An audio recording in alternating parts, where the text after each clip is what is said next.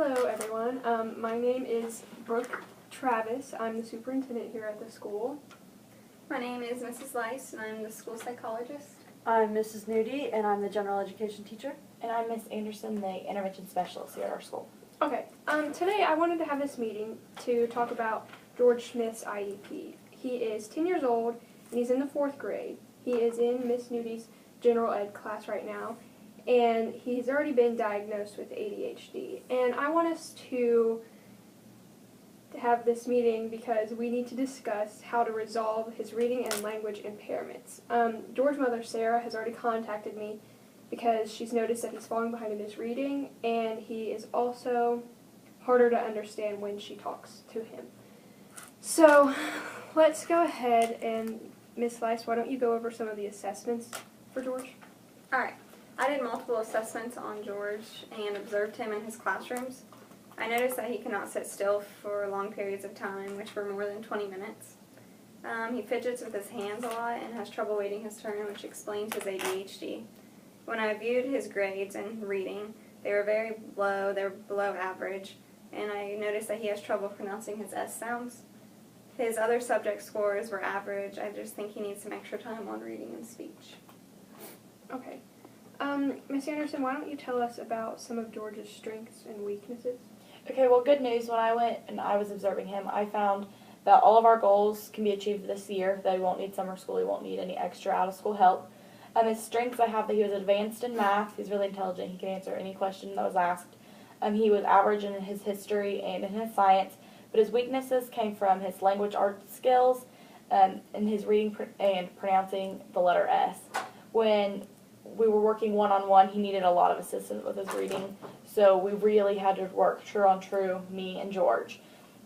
He would read a few words and then stop, read a few words and then stop. Okay.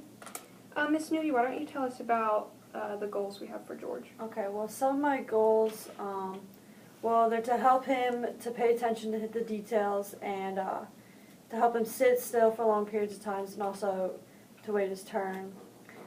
We're going to get him in an IEP classroom where he can work at his own pace and also one-on-one with the teachers.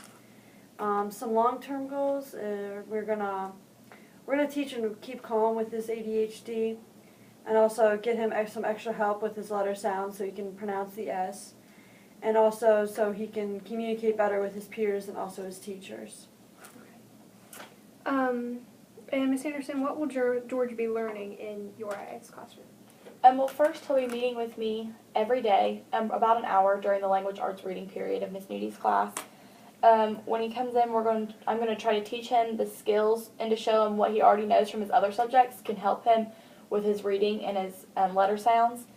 I'm going to try to teach George how to monitor himself so he knows how he's doing and knows when he needs extra help and when he feels the need that he can do it on his own. Okay. And what about the modifications and accommodations that he'll need? For the modifications, I have down that he needs extra time. So when they're doing their language time, send him up with me, and I will work with him one-on-one and let him work at his own pace so he doesn't feel rushed and he doesn't hurry and get the answer wrong. I also have that he maybe needs shortened assessments. So possibly if their quiz is a 10-question quiz, maybe we could give him a 5-question quiz and make sure he has enough time to answer all these questions. I also have down from where he has ADHD, he gets really fidgety, and that he needs more free time.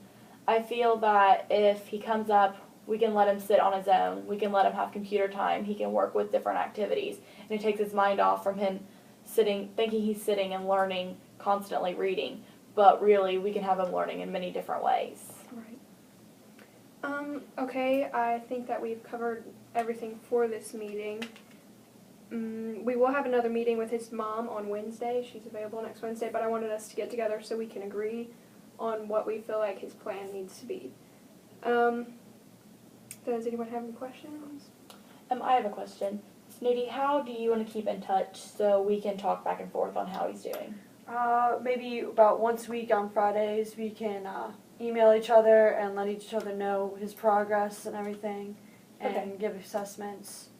Okay, that's a really good idea. Why don't we all try to keep in touch? Can I have your guys' emails? Okay. Alright, first.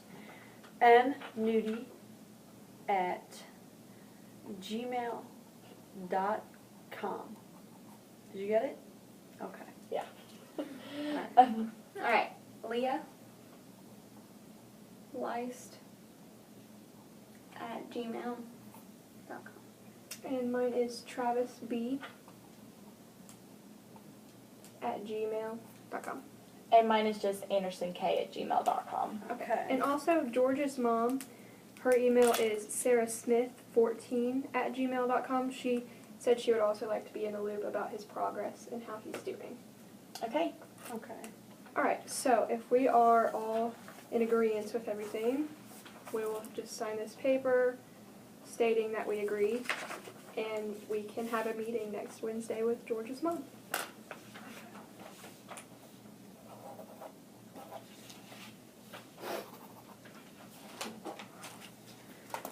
Alright. Awesome. Thanks, guys. Good job. Oh my gosh, 6 minutes.